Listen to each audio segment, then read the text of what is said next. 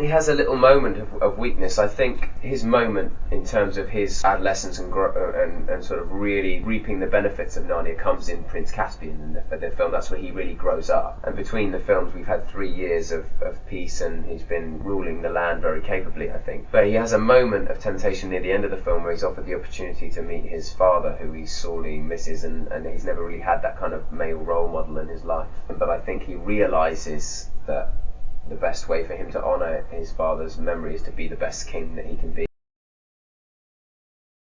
They're both sort of very funny and sort of poignant in the end, even though, you know, they're kind of silly at the outset. But Reaperchief obviously was created 50 years ago by C.S. Lewis. Yeah. The cat was a more recent creation. But yeah, I mean, some of the flavour certainly, but actually Michael chose his own Reaperchief. Michael Apted, who directed this film, chose his own actor to voice Reaperchief. Andrew Adamson always said that he was making the film how he imagined it when he was 8 years old. And I think therefore you've got to kind of accept that any other director that comes on board to helm one of these films has the opportunity to recreate it how they imagined it when they were young. I think there's sort of freedom to make certain changes, especially because they're not as chronological like Harry Potter or Lord of the Rings. They can sort of switch and change. The genres of each book are very different.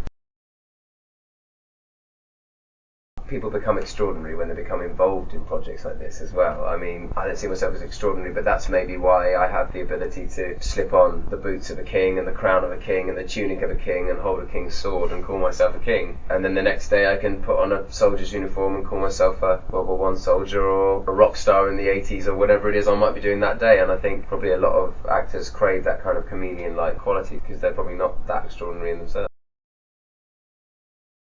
In Killing Bono, I sing about 10 or 12 songs in all different styles, punk through to new romantic to big stadium rock songs. It's based mostly on truth. It's kind of bended from the truth. I mean, Neil McCormick wrote a very self-deprecating novel with himself as the kind of anti-hero, and then I played him and made him slightly ridiculous.